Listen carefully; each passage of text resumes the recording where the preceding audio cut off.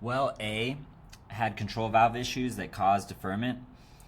Well B had highline pressure causing deferment for the well for the past 4 days. Well C, a maintenance crew needs to be scheduled out there over the next 2 weeks. Well E, a compressor had downtime due to low suction. Well J needs to have a chemical treatment and assign it to Kenneth Wynn.